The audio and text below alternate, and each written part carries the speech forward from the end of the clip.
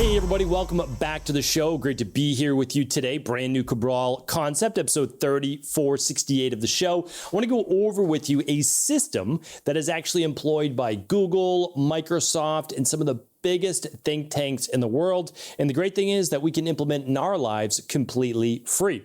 So whether you're setting huge corporate-based goals and you have teams and you manage those employees, or you're still trying to manage your own life and achieve your own goals, what I want to share with you here today is the OKR system. So OKR stands for objectives plus key results. The big metric here is not necessarily the objective, which is your goal, right? We're going to talk about that in a moment, but actually the key results. That is what most of us are missing when we find ourselves off course and not necessarily moving closer to our goals. So I've shared this before, but one of the important things to understand is that as humans, it's pretty easy to be goal setters. The people that are not able to set goals are those people that are lacking self-confidence and really self-worth. And that's important to note as well, because those are things that you want to work on, because it affects your relationships. It affects it affects your health, everything. If you don't feel worthy, if you don't feel deserving in life, it can be quite detrimental. So I absolutely do recommend that. But if you have hope, if you have dreams, you set goals for yourself and you say, I try to work towards them, but you're not necessarily achieving the certain level that you believe that you deserve or that you can perform at, you can begin to use these OKRs. So let's go through them right now. So this is truly, again, how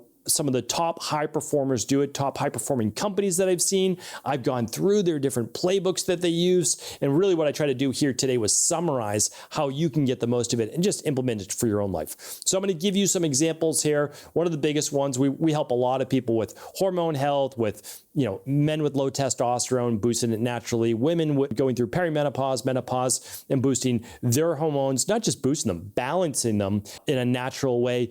So gut health, all of those different things. But a lot of times it's body transformation as well. And again, I always tell people there's nothing wrong with that. You should want to transform your body into the healthiest version it can be. Like, that is the truth, not an unhealthy version. You don't want to go from unhealthy to unhealthy, right? You want to go from unhealthy or not as healthy as you could be, where a lot of our clients are, to balanced and healthy and feeling good and looking good, right?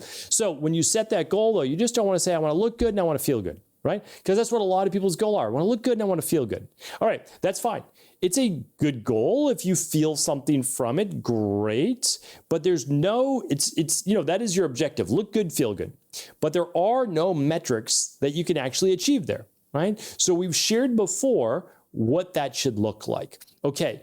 You want to look good, feel good. What does that mean to you? Let's just start with the look good, right? Okay, I want to look good. What does that mean? Well, I feel like I looked good when I was, and then just people insert a number all the time in our practice. I feel like I looked good when I was, about 140 pounds, we'll say. Okay, well, how much do you weigh now? About 156. Oh, okay, so you then at least one of your goals probably is to lose 16 pounds, right? If 140 pounds is a good number for you in terms of your overall healthy weight, then great, 140 pounds it is, right? Okay. So when we look at that, we say, now we've got a real objective. We want to lose 16 pounds. Okay. But that is not how we're going to achieve these key results, right? So what are the key results? So the objective is not just lose weight. Okay. The objective is lose 16 pounds. So now we have a new objective. We've got a good goal.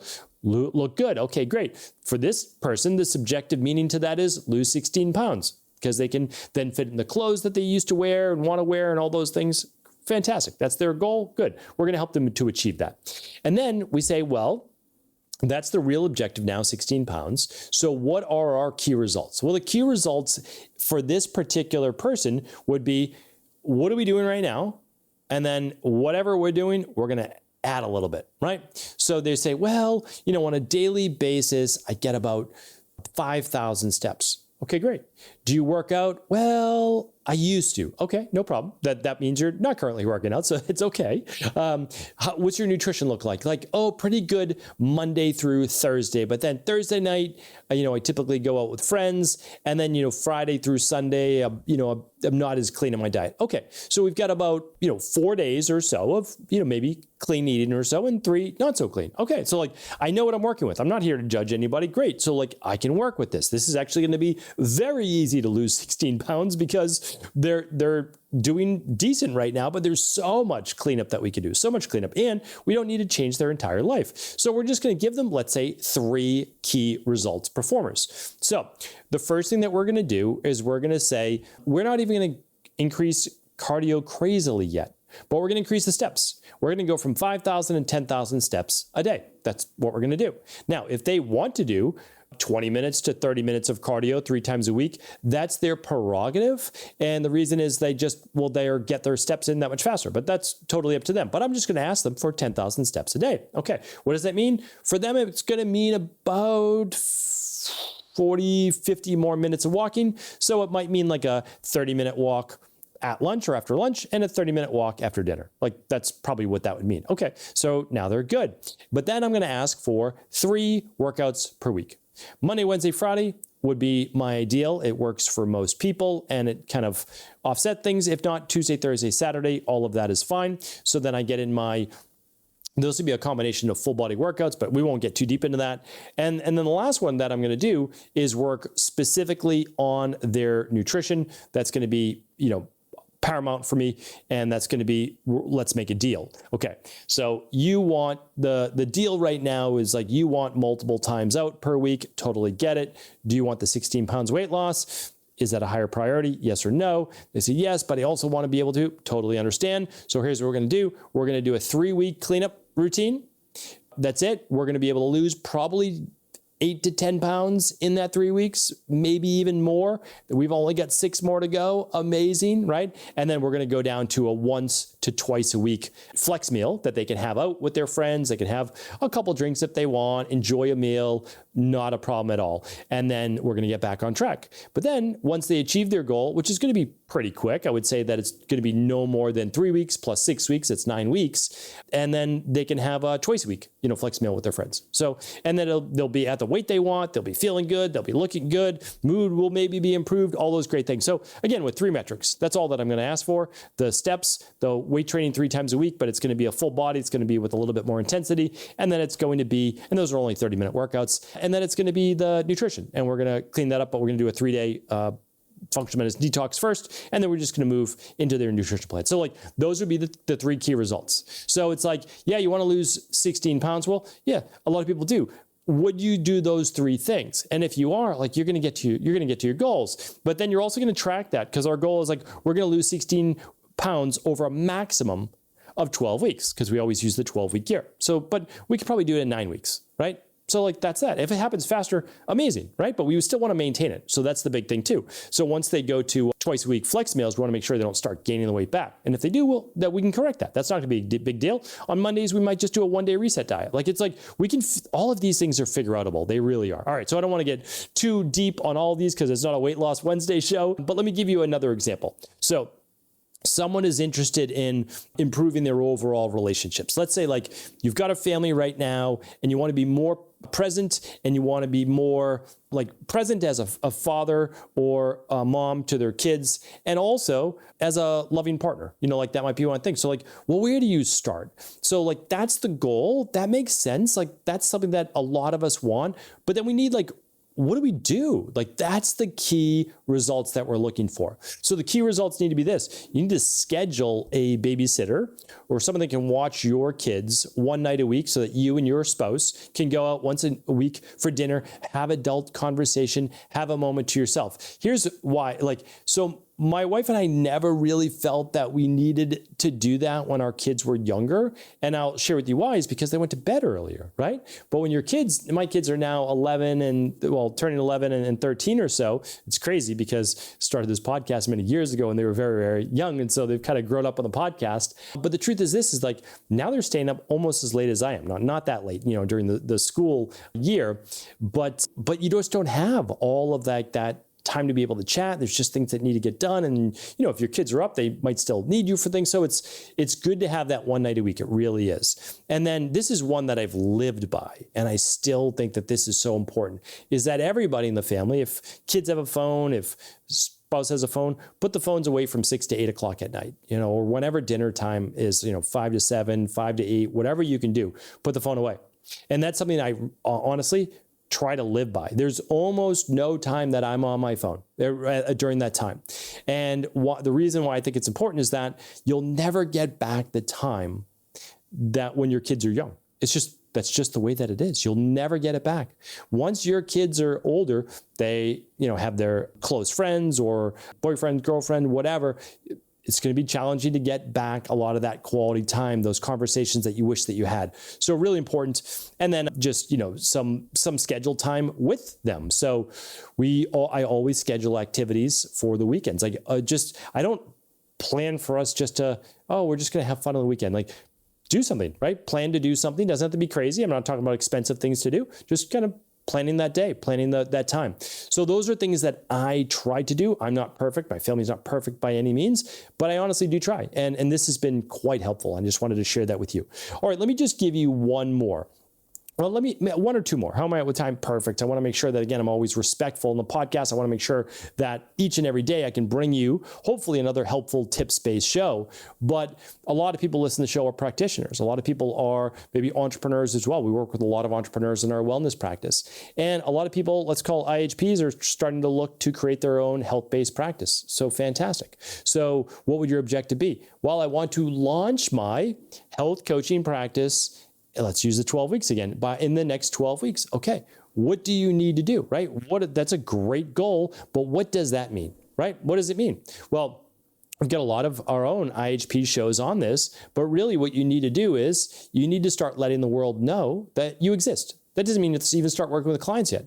But the way that the world understands that you exist now is it's actually easier than ever, and it's being on social media. And that doesn't mean that you need 100,000 followers. It doesn't, because you're not going to work with 100,000 people. It's just that's unnecessary, right? So you can work with a client a day and have a great practice, and you'll be good. So here's what I recommend is first start to give. First start to teach, right? There is this thing called the law of reciprocity. Anything that you want in life, I believe that you can have and achieve, but you want to make sure that you're giving value to others and do that first before always asking. So give before asking to receive. So put out great content, teach for free, help people, build connection, answer questions, and then the right people will absolutely ask for more. They'll be attracted to your practice. All right. The second thing is that you need then a home for these people to go to, right? So they need to find your, if not location in where I was in Boston, Massachusetts, but they need to know where you are virtually online. So it'd be like StephenCabral.com. What's your website home going to look like? And you might plan that out over the next 12 weeks. We're actually going to be doing all of this for a lot of our IHPs because we know that it's one of the biggest hindrances to them helping people. And the goal is, how can we get more IHPs helping more people? Because there are so many people who need their help. And then those are two parts of the goal. And the third one will be just simple systems to be able to make your clients successful. So email follow-up, being able to get them the specific protocols they need, those types of things, just easy things. But okay, those are key objectives that you need in order to create your business. And so why don't we keep it at that? We'll keep it at those three. But what I essentially was trying to share is that don't have a vague goal, make it pretty crystal clear, right? At the end of 12 weeks, I want to achieve this. Or if the goal is too big that it can't be achieved in 12 weeks, we do it then over a year or 4 12-week years or 2 12-week years in 6 months. And this is what I want to achieve at the end of 6 months. This is what I can do in the next 12 weeks. Great. What are the 3 biggest key metrics that I can do? I keep calling key metrics, but that's really the metrics are the tracking, but the key results that I need to achieve over that time. Okay. I don't need to worry about the 16 pounds of weight loss. All I really need to worry about is the 3 workouts per week, plus the 10,000 steps per day, plus the 3-week equal life functional medicine detox that I'm going to do. And then the follow-on nutrition plan to lose at least 1 pound a week for the next 9 weeks. And then once you've lost the weight, then you're just going to maintain it, right? Because you wanted to lose 16 pounds. So that's what you're going to do, right? Those are your 3 results metrics that are going to then allow you to achieve your objective goal. So the objective goal is amazing, But what's even better is the magic that makes the goal happen. And now those are the 3 key results. So those are more important than a goal. And here's why. It's not about just the journey. I'm not saying that at all. But doing the work is always what also makes us feel worthy of achieving the goal, right? So if we were just to lose 16 pounds, we're like, well, I don't know, like, did I deserve it? I took this magic pill and I just lost the weight. It's like, and then again, there's no magic pill. There isn't. Even with the GLPs, I talk about that all the time. There are a lot of repercussions. So by doing the work, you start to see the progress. By seeing progress, motivates you to do more. Doing more, again, makes you achieve more goals and results. And then once you achieve your first goal, you set bigger ones in the future. And that doesn't mean to lose more weight, but it means like, okay, this can carry over, that if I can achieve this, well, maybe I don't want to lose more weight now, but maybe I want to run my first 5K or 10K or whatever it is. And so you get more excited about these goals. That's what I've always seen in my life. When I look back to my late teens, early 20s, trying to set small goals for myself, I mean, I had very modest goals, embarrassingly small.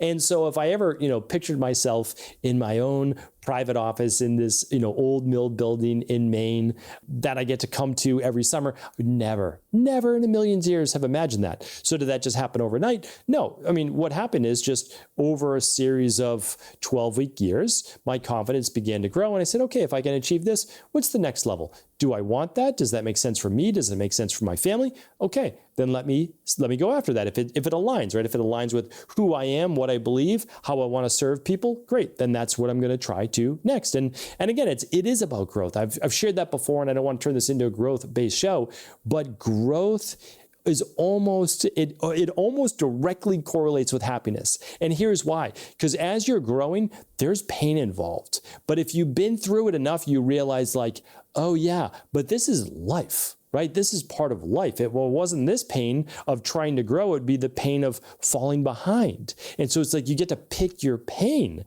And then you say, oh, but with this pain, I'm actually growing and becoming what I want instead of falling further behind in life and just being upset with where I am in terms of progress. So hopefully today's show was helpful. I do hope that you choose maybe just 1 or 2 goals in your life. I think that's really the maximum to start with. And then with those goals, get crystal clear and then create 3 key results out of your OKRs in order to be able to achieve over those 12 weeks. I would love to hear what yours are. Feel free to leave them in the comments. As always, thanks so much for being a part of this community, and take care. Thanks so much for tuning into today's show. Before you go, don't forget to hit that subscribe button. I want to make sure that you're getting our daily content, not missing out on anything functional medicine, wellness, weight gain, weight loss, anti-aging, living longer, stronger, and all of the most cutting-edge research. And if there's any topics you want to hear, feel free to leave them in the comments below. Take care.